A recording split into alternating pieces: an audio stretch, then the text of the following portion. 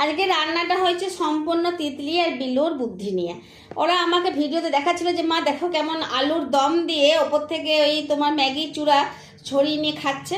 তো আমি ভাবলাম যে যদি আলুর দমের ওপরে ম্যাগির এই চুরমুর করে খাওয়া যায় তাহলে মটরের ঘুগনির ওপরে খেলে কেমন লাগে।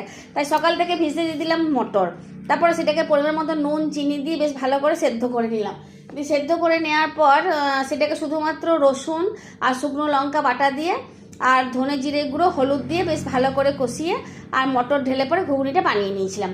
এরপরে ম্যাগি দিলে হবে না, ওয়াই ওয়াই যেটা আছে সেইটা নিয়ে এসে বেশ ভালো করে কুচি মানে চুর চুর করে নিয়েছিলাম, দিয়ে ওপর থেকে সেটা ছড়িয়ে দিলাম। পেঁয়াজ কুচি ধনে পাতা কুচি ছড়িয়ে দিলাম। তুমি চাইলে লেবুর রস টক দই বা তোমার তেঁতুলের চাটনি সস দিও না, এটা ভালো লাগে না খেতে, কিন্তু এই তেঁতুলের চাটনি এগুলো দিয়ে তুমি পেঁয়াজ কুচি আর ধনে পাতা কুচি আর একটু ম্যাগি মশলা ছড়িয়ে পরিবেশন করতেই পারো। খেতে দুর্দান্ত লাগলো সত্যি। এদের মাঝে মাঝে এদের বুদ্ধিগুলো নিতে হবে। এই আধুনিক যুগের ছেলে বুঝলে, এদেরকেও একদম অবহেলা করা যাবে না।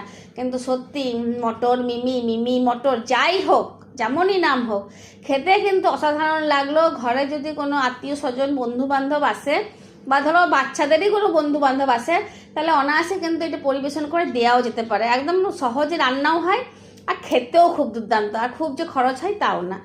তো আমার তো খেতে খুব ভালোই লাগলো। তোমাদের যদি আমার এই ভিডিওটা দেখতে ভালো লাগে তাহলে অবশ্যই সাবস্ক্রাইব করবে। ধন্যবাদ।